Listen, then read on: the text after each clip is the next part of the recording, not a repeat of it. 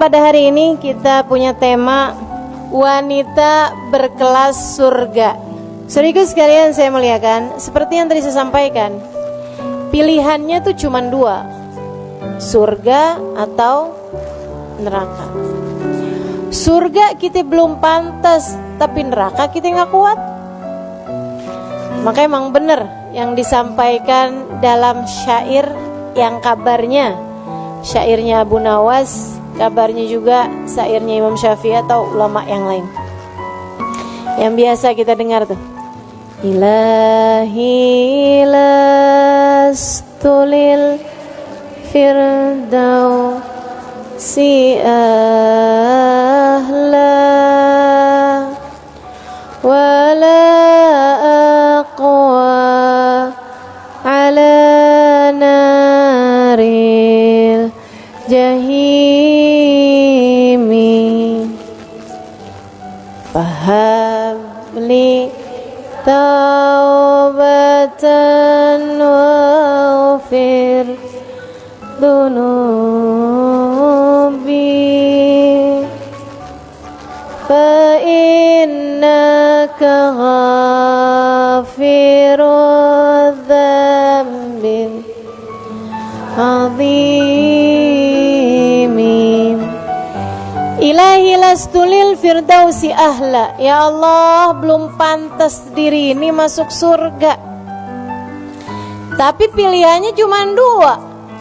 Kalau nggak masuk surga berarti masuk wala aqwa ala naril jahimi, tapi suruh masuk neraka juga kita nggak kuat. Ya Allah, fahabli taubatan waghfir dunubi.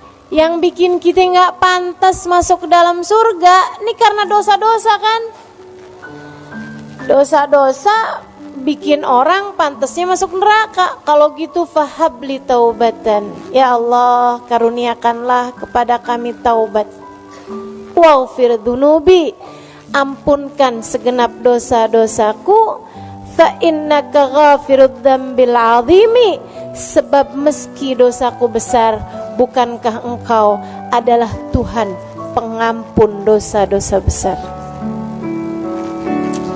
Saudaraku sekalian saya muliakan, karenanya kita minta sama Allah, ya Allah, biar kata belum pantas, dipantes-pantesin apa ya Allah. Walaupun belum kelasnya masuk surga, dikelas-kelasin, anak bawang gak apa-apa ya Allah. Nah ini kita minta sama Allah Subhanahu wa ta'ala, masukin ke dalam surga ya Allah, walaupun belum kelasnya, anak bawang gak apa-apa deh, nyelip di pojokan gak apa-apa deh, gak dikasih rapot gak apa-apa deh, yang penting itu masuk surga. Soalnya pilihannya susah banget, gak surga neraka ya Allah, gak deh neraka mah. Neraka tuh jangan pernah dijadikan pilihan, gak bakalan tahan. Allah yang nyiptainnya aja bilang fama asbarahum 'alan nar. Coba sih mau lihat gimana kamu sabarnya dari neraka. Gak bakalan sabar, gak bakalan tahan, gak bakalan kuat. Teman-teman saya sekalian, kabarnya siksaan terkecil di neraka dipakein sendal. Sendalnya dari api dipakai mendidih ke ubun-ubunnya. Itu siksaan terkecil di neraka. Kita gak mau nih, makanya neraka tuh mampir aja jangan. Transit nih cuman bentaran gitu, jangan. Ngeri teman-teman saya sekalian. Sehari deh, sehari, boro-boro sehari. Sejam kita gak mau. Nah seharinya inna yauman inda rabbika ka alfi sanatin mimma ta'udun. Sesungguhnya satu hari di hari akhirat nanti setara 1000 tahun kalian waktu di dunia. Nggak pakai deh, nggak pakai sehari, nggak pakai sejam, nggak pakai semenit. Kami bahkan meminta kepada Allah, kita bahkan meminta kepada Allah agar bisa masuk surga dan melewati nerakanya secepat kilat, insya amin ya rabbal. Nah terus gimana nih biar kita nih bisa masuk surga? Berdasar dengan apa yang sudah selama ini kita tahu dari para ulama, syaratnya masuk surga itu 4. Iman, amal, takwa, cinta. Ada 4 tuh teman-teman saya sekalian. Yang pertama, iman itu kayak daftar. Kita kalau mau pendaftaran kan ada pertanyaannya tuh. Nah, nih pendaftaran nih, ruang lobi. Mau masuk ke surga ada daftarnya. Daftarnya pakai apa? Iman. Kalau kamu nggak punya imannya, nggak tembus pendaftaran. Imannya kepada siapa? La ilaha illallah Muhammad Rasulullah. 2 kalimat syahadat tidak terpisahkan. Makanya sampai-sampai ada tuh, saya pernah dengerin seorang ulama menyampaikan, kalau kamu cinta sama seseorang, gak mau pisah sama dia, kalau lagi pisah ucapkan la ilaha illallah, dia ucapkan Muhammad Rasulullah. Suami istri misalnya gitu ya, suami mau pergi kemana, kita ngarepin mudah-mudahan baliknya ke rumah kita, jangan ke pintu orang. Kita bilang la ilaha illallah, dia bilang Muhammad Rasulullah. Nah, insya Allah. Kenapa gitu? Insya Allah balik nyatu kembali. Kenapa? Sebab kalimat la ilaha illallah dengan Muhammad Rasulullah itu tidak terpisahkan. Gitu. Boleh diamalin ya Ustazah? Silakan aja. Habis ini mendadak-dadak semua orang ngomong sama saya, la ilaha illallah Ustazah. Jadi nih pendaftarannya adanya di iman. Imannya 2, gak boleh dipisahin. Tuhanmu Allah, Nabimu Muhammad. Teman-teman sekalian saya muliakan, kalau udah 2 ini gak beres, 2 ini gak benar, 2 ini gak pas, maka gak bisa masuk dalam surga. Entah itu di la ilaha illallah atau itu di Muhammad Rasulullah. Punya la ilaha illallah doang, tapi nggak punya Muhammad Rasulullah. Dia sih beriman Nabi Muhammad nabinya, tapi meyakini ada nabi lain sesudah Nabi Muhammad. Namanya Mirza Ghulam Ahmad dari India. Kalau nabi dari India kita nggak percaya, gitu kan ya? Nah, ini ada nabi, oh terkenal agamanya, namanya Ahmadiyah. Orang-orang yang imannya Nabi Muhammad diakuin sebagai nabi, tapi sesudah Nabi Muhammad ada nabi lain lagi, namanya Mirza Ghulam Ahmad. Wah, ini bukan nih, dia nih nggak lolos masuk di pendaftaran. Nah, sono nggak bisa, gitu deh. Atau misalnya la ilaha illallahnya benar, tapi Muhammad Rasulullahnya enggak, nabinya cuman sampai Nabi Isa. Oh, nggak masuk. Nggak masuk, gitu kan ya? Sebab Nabi Isa sendiri, orang kalau nggak percaya sama Nabi Muhammad berarti nggak percaya juga sama Nabi Isa. Kenapa gitu? Sebab Nabi Isa tuh bilang, sesudah saya akan ada nabi yang wajib kalian imani, namanya Muhammad. Kata Allah dalam Al-Quran, wa mubashiran birasulin ya'ti min ba'di ismuhu Ahmad.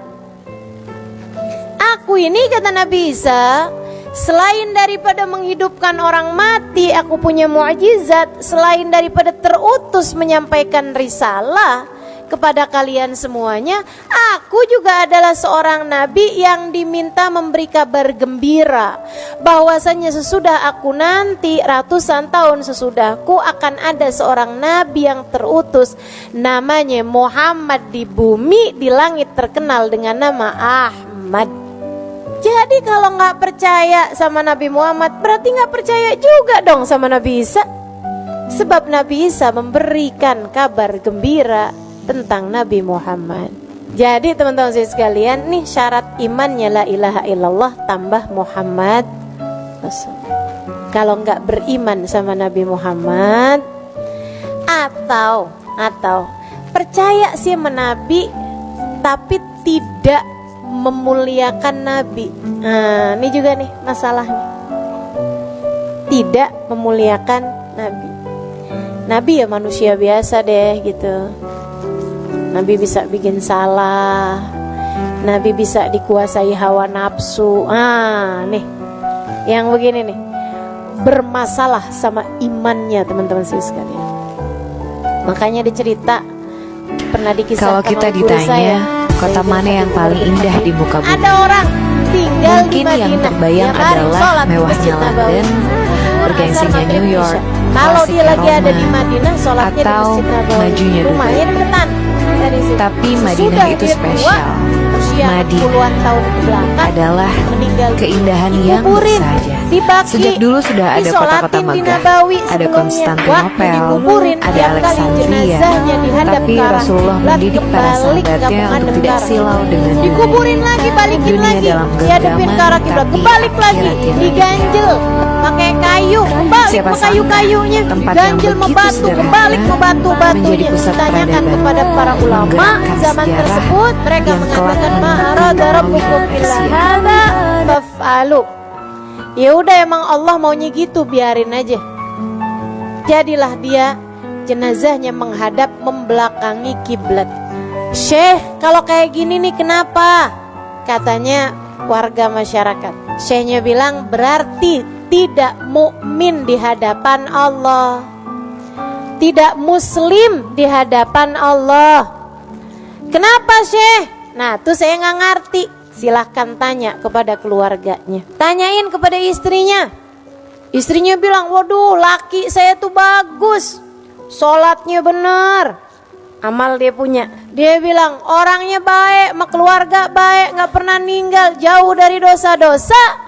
Ghairu annahu, hanya aja ada sebabnya saya rasa. Dia bilang tiap hari ngiter-ngiter di Masjid Nabawi, sholat tiap waktu di Masjid Nabawi, tidak pernah sekalipun berziarah ke makam Nabi Muhammad. Enggak punya cinta kepada Nabi, enggak punya Muhammadur Rasulullah yang mendarah daging dalam hatinya. Dia kira Nabi hanyalah seorang penyampai wahyu Tuhan yang tidak perlu dicinta, tidak perlu dihormat.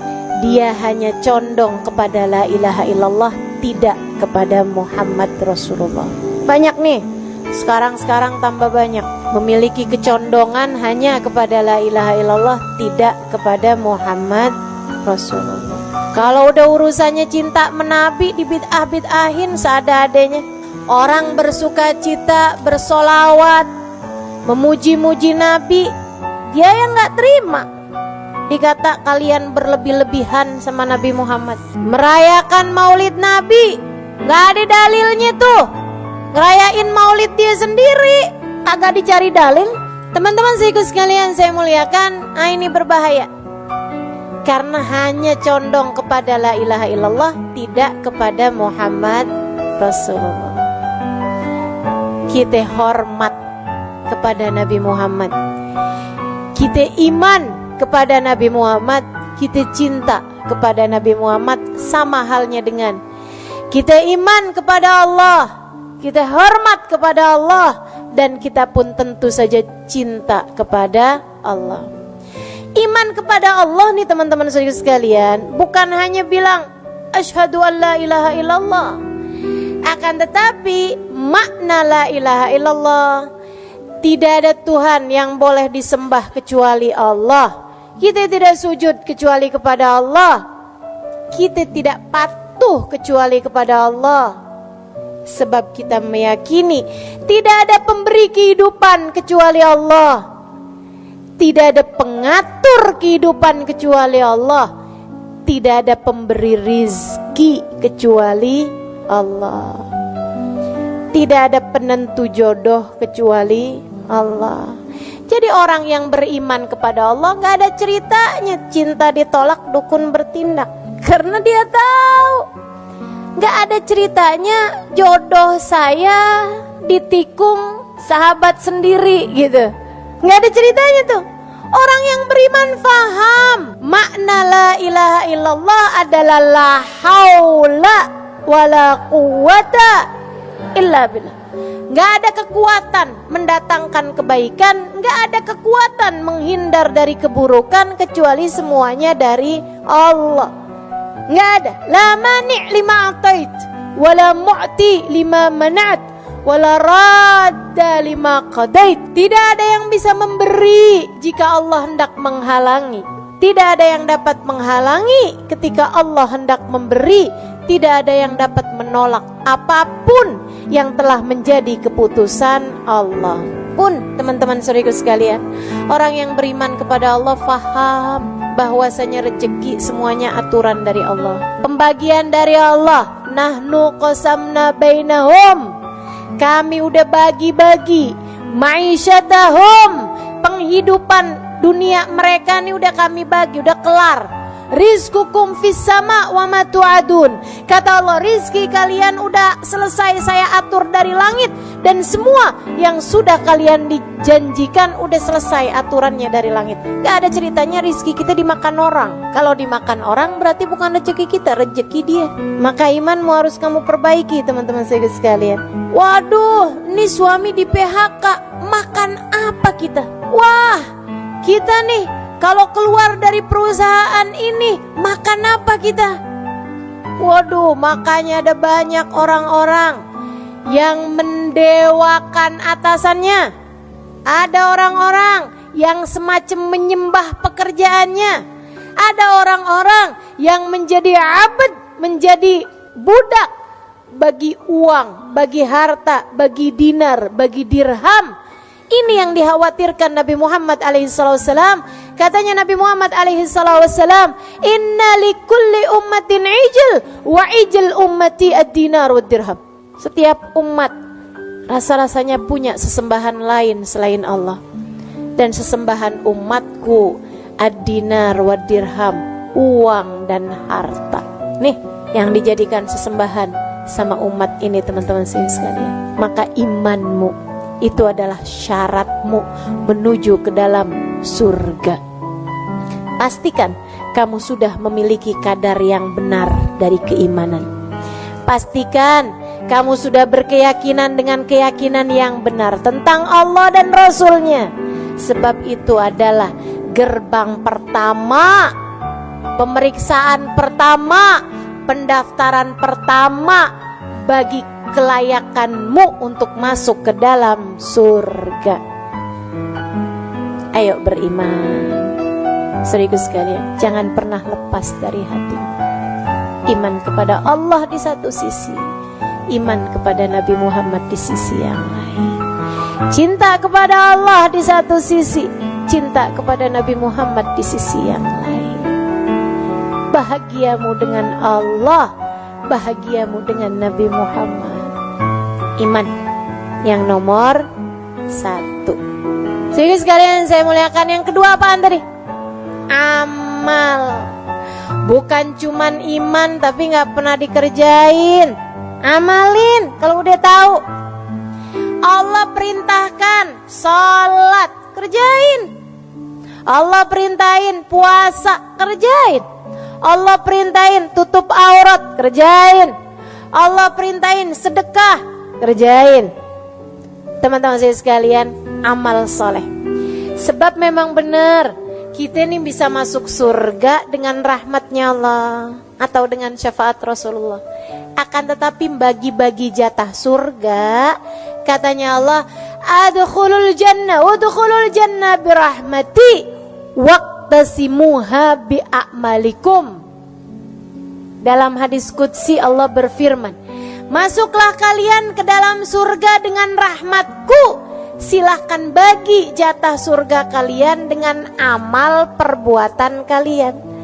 Nah kalau kita imannya punya, amalnya kagak, keleleran di surga.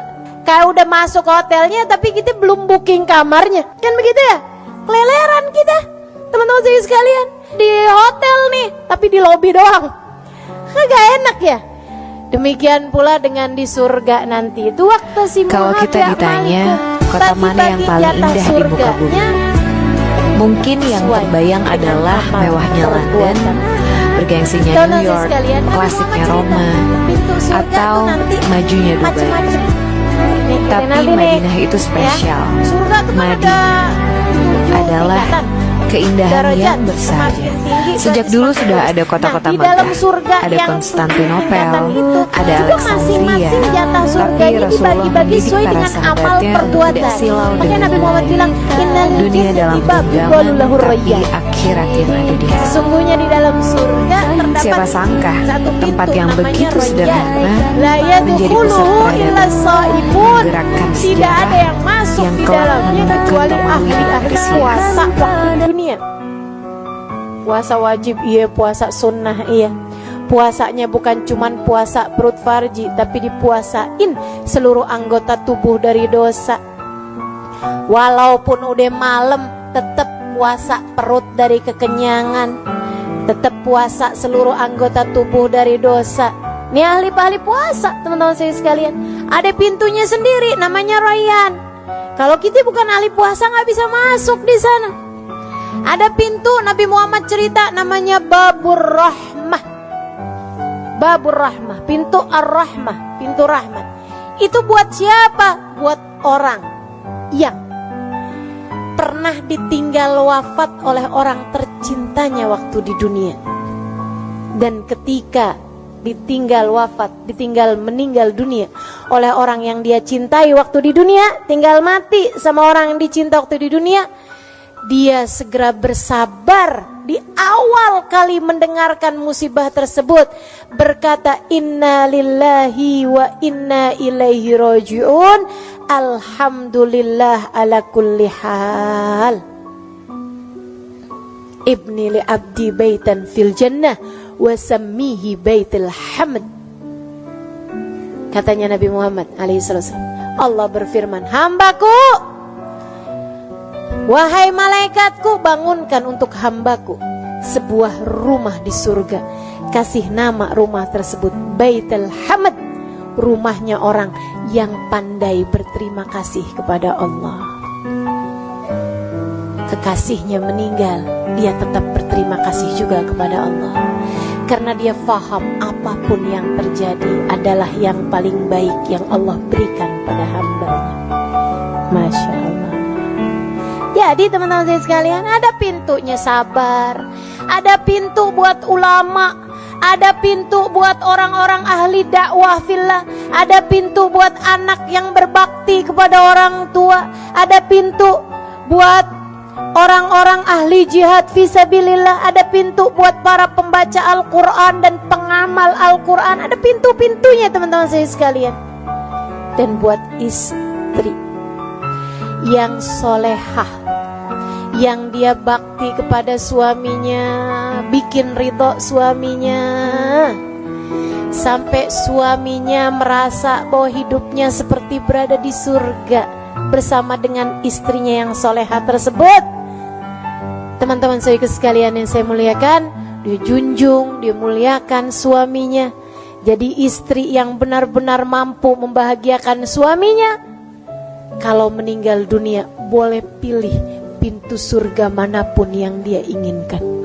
Bebas, kamu bebas milih pintu surga manapun yang kamu inginkan.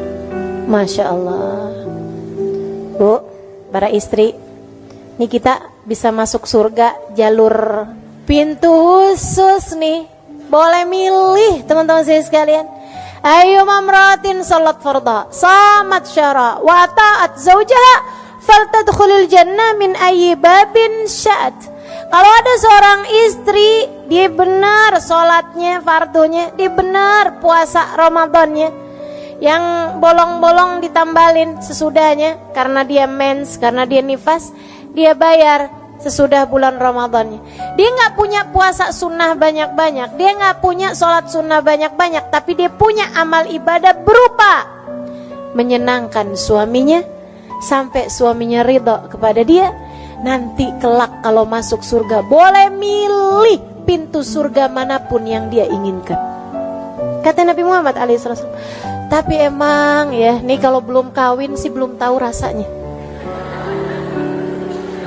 Kayak gampang, betul apa enggak? Ini yang belum kawin nih, saya pengen kawin biar bisa masuk surga dari jalur pintu khusus. Yang belum kawin, yang udah pada kawin nih, ya Allah kayak kagak bisa dah lewat pintu yang nono. Ternyata jadi istri bukan main-main. Bener-bener itu ya. Ya Allah, ya Allah. Emang suami ini emang bener-bener pintu surga, teman-teman sekalian. Emang bener-bener jalan surga, beneran dah. Dan karena surga itu mahal, emang susah. Susah mau masuk dari jalur yang ini nih, sampai mikirnya kayak begini, jalur lain aja dah. Ya Allah. Dah para istri ya, kalau suamimu lagi nyenengin, emang jalan surga mah enak gitu. Kalau suamimu lagi rada nyebelin, emang jalan surga mah berat gitu. Tapi biar kata berat kita jalanin, ya enggak? Hadiahnya surga, teman-teman saya sekalian. Jadi kalau lagi kesel-kesel sama suami, ingetin diri aja surga. Surga. Suami lagi marah-marah, kita senyum aja, bayangin surga.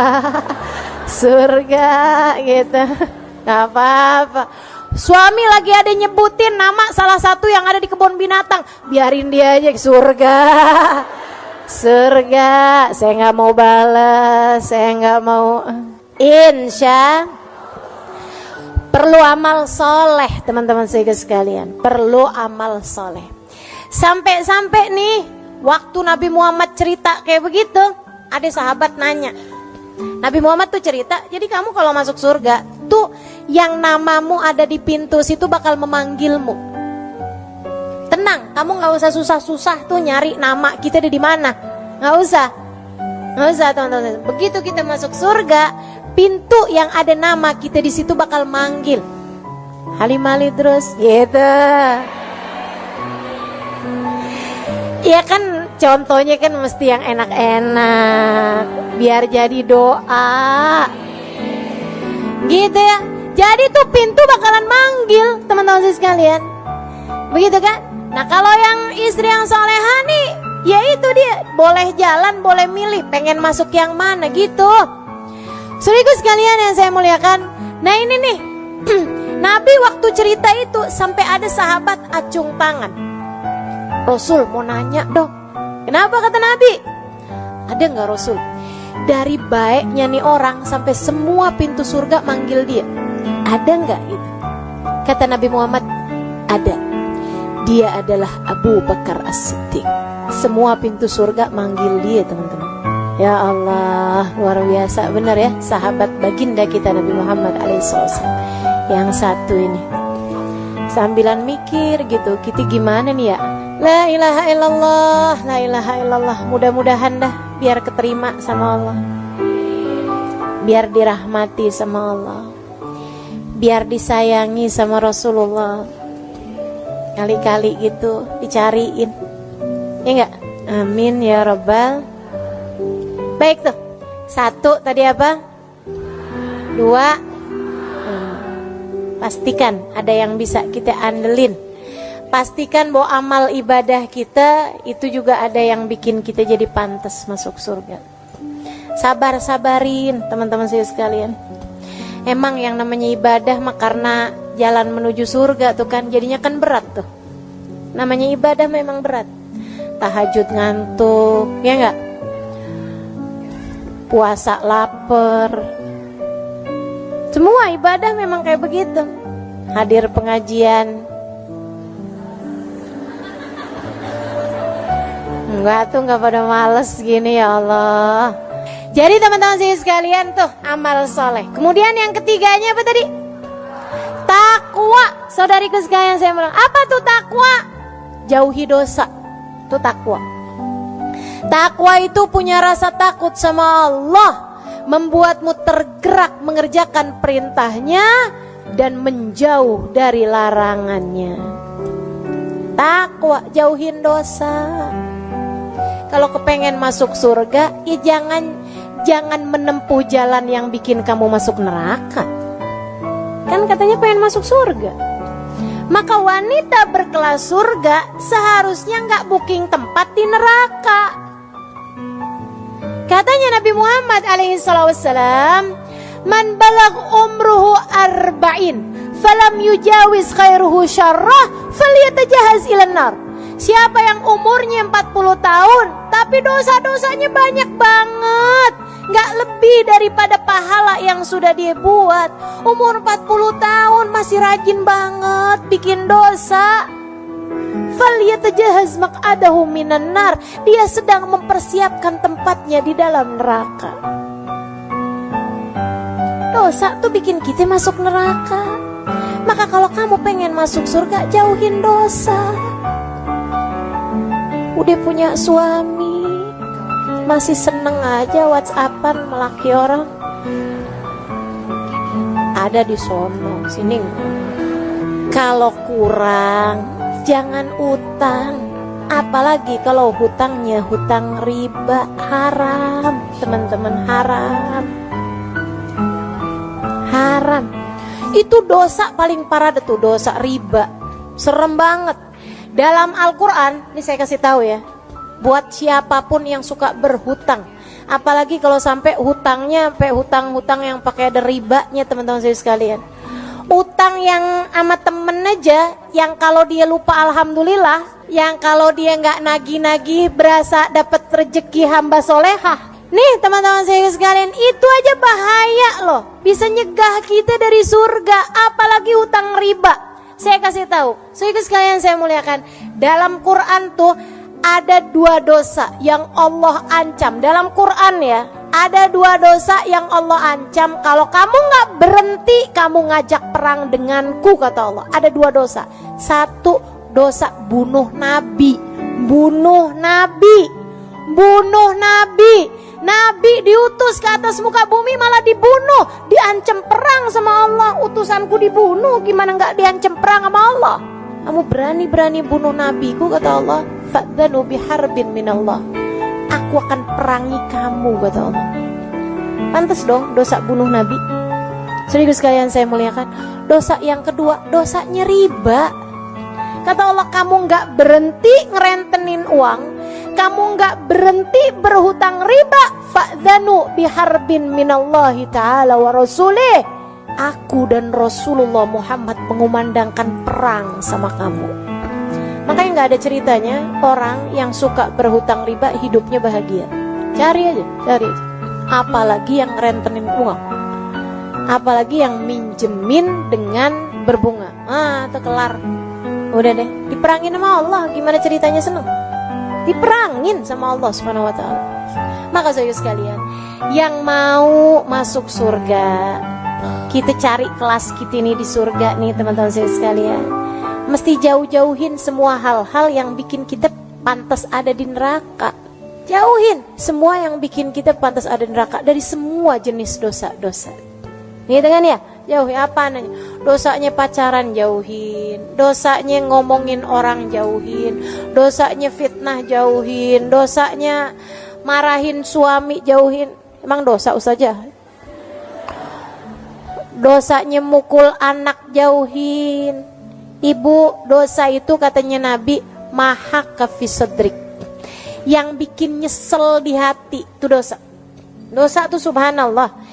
Sama Nabi Muhammad dikasih cirinya nih dosa nih. Mahaka fi sadrik wa karihta an yattali alaihin nas. Kamu mau tahu apa itu dosa? Yang bikin sumpek hati, dan yang pekerjaan yang kamu nggak mau kelihatan sama orang lain. Itu dosa. Teman-teman saya sekalian saya muliakan, kamu di saat lagi mukulin anak, seneng nggak kalau dilihat sama orang? Nggak mau. Ibu-ibu saya sekalian, kamu lagi jalan nih sama anak kamu nih. Ceritanya nih, lagi pergi ke swalayan. Tahu-tahu anak kamu emang lagi rada bandel bertingkah gitu ya. Sampai kemudian dia nabrakin susu tumpah. Di situ di supermarket, ya Allah, kita kesel banget sama anak kita kan. Mau kita jewer. Pas lagi mau jewer, Ustazah Halimah lewat. Misal kira-kira jadi apa nggak mau jewer? Ustazah, ya ampun, doain anak saya deh Ustazah. Iya apa iya? Kayak gitu tuh pasti tuh. Saya tuh ya kalau ketemu sama orang di swalayan misalnya gitu supermarket. Emang Ustazah pergi ke supermarket? Ya ada lah, namanya kan saya kan ibu rumah tangga. Ada juga gitu, belanja-belanja, begitu kan ya. Teman-teman saya sekalian, saya ketemu sama orang di supermarket nih. Orangnya toto belum pakai kerudungan. Ya, saya bahkan nggak kenal, saya bahkan nggak terlalu, kayak saya nggak semua orang saya kenalin kan. Kalau di pengajian mah kerudungan ya nggak. Pas ketemu sama saya gini, Ustazah, pegang-pegang rambut. Pegang-pegang rambut teman-teman saya sekalian. Padahal saya nggak ngomong apa-apa tuh. Saja doain dah Ustazah, ya ampun doain. Saya mau belum pakai jilbab, Ustazah doain gitu. Nah itu karitan ya tali alaihin nas. Kamu nggak suka ada orang ngeliat, kan begitu tuh. Nah itu tuh yang namanya dosa tuh. Jadi ibu-ibu sekalian, yang namanya jewer anak dosa apa nggak dosa? Dosa. Mukul anak, nyubit anak, apalagi sampai merah, dosa. Udah hindarin aja semua dosa. Kalau kamu memang pengen jadi hamba Allah yang pantas buat masuk ke dalam surga. Yang terakhir, pengen masuk di surga. Orang surga tuh ahli-ahli cinta. Cinta sama Allah, cinta sama Rasulullah, cinta sama apapun yang dicinta sama Allah, cinta sama siapapun yang dicinta sama Rasulullah. Tuh caranya buat masuk surga. Kalau kamu pengen masuk surga tapi sama itu sebel, sama no gak cocok, sama no gak demen, sama si itu bawaan pengen berantem mulu, kamu belum dapet persyaratannya, belum lulus persyaratannya teman-teman saya sekalian. Surga itu tempat kasih sayang. Wa qalu salama, tuh ahli surga tuh. Qalu salama, mereka selalu hanya akan berkata salam, damai, bahagia, senang, gitu. Ketemu senyum tuh ahli surga. Saudara sekalian saya muliakan, kata Nabi Muhammad, innakum lan tadkhulul jannah hatta tu'minu. Kalian gak bisa masuk surga kecuali kalau kalian beriman. Walan tu'minu hatta tahabbu. Kalian gak bakal beriman kecuali kalau kalian saling cinta. Syarat mutlak buat masuk surga harus punya cinta. Siapa yang kita cintai? Semuanya kecuali setan. Semua mesti kamu cintai. Bahkan gak cuman manusia teman-teman saya sekalian, malaikat kamu mesti cinta. Kan begitu ya? Abis gitu makhluknya Allah, binatang-binatang aja kita mesti cinta sama binatang. Cintai kucing, jangan dipukulin sapu mulu. Kan begitu ya? Cintai binatang-binatang, cintai makhluk hidup, pepohonan pun kamu mesti cintai. Kan begitu ya? Saudara sekalian saya muliakan, jangan nebang hutan sembarangan, jangan bakar-bakar hutan. Kan begitu tuh. Nih, kita mesti cintai makhluk Allah Subhanahu wa taala semuanya. Yang kita nggak perlu cinta cuman setan. Meskipun kebanyakan dari kita orang kita benci, setan kita friend. Ngefriend sama setan. Ya Allah, segala yang dibisikkan setan kita percaya mulu. Udah deh, nggak usah pergi ngaji. Mendingan hari Minggu kayak begini kita ke mall aja deh. Bener juga ya. Dia friend sama setan. Giliran diajakin sama temennya kita pergi ngaji yuk, wah ogah. Kan kita friend. Ya tapi gimana gitu. Jadi ternyata dia friend sih sama temennya, tapi lebih ngefriend lagi sama. Tuh teman-teman saya sekalian, kamu mesti berhias cinta. Cintai semua orang. Cintai siapapun teman-teman saya sekalian. Cintai suamimu lebih daripada cintamu kepada siapapun. Laki-laki. Cintai kedua orang tuamu lebih daripada cintamu kepada siapapun. Cintai anak-anakmu. Ia akan dapat menjadi keterusanmu, kelanjutan ibadahmu ketika kamu sudah meninggal dunia nanti. Cintai guru-gurumu. Kalau tidak karena mereka, kamu tidak mengerti jalan menuju surga. Cintai orang-orang di sekelilingmu. Mereka adalah saksi-saksimu di atas muka bumi ini. Saksi-saksi kita di atas muka bumi ini. Baik yang kamu lakukan kepada mereka, maka akan baik pula lah penyaksian mereka untukmu di hari akhirat nanti. Jelek yang kamu lakukan kepada mereka, maka akan direpotkan kamu dengan penyaksian keburukan-keburukanmu kelak di hari akhirat nanti. Maka teman-teman saudara sekalian, syarat menuju surgamu ada 4. Laksanakanlah itu dalam kehidupanmu. Miliki iman yang dapat membuatmu faham tidak ada sesuatu terjadi kecuali dengan izin Allah, dan bahwa manusia yang seharusnya kamu ikuti jalannya di atas muka bumi ini, kamu hormati lebih daripada siapapun. Imam bagi kehidupanmu adalah bagindamu Nabi besar Muhammad sallallahu alaihi wa ala alihi wasallam.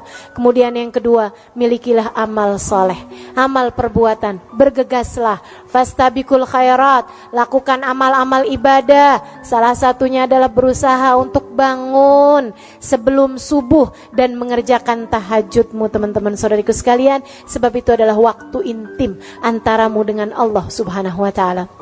Kemudian yang ketiganya, takwa. Jauhilah perbuatan-perbuatan dosa, ia akan dapat menarikmu menuju neraka. Dan yang terakhir, cintailah semua hamba-hamba Allah subhanahu wa ta'ala, wabil khusus cintailah umat Nabi besar Muhammad sallallahu alaihi wasallam yang kamu berharap kelak beramai-ramai masuk ke dalam surga Allah bersama dengan mereka semua. Rabbana zalamna anfusana wa illam taghfir lana wa tarhamna lanakunanna minal khasirin. Rabbana atina fid dunya hasanah wa fil akhirati hasanah wa qina adzabannar. Da'wahum fiha subhanakallahumma wa tahiyatum fiha salam. Akhiru da'wana anil hamdulillahi rabbil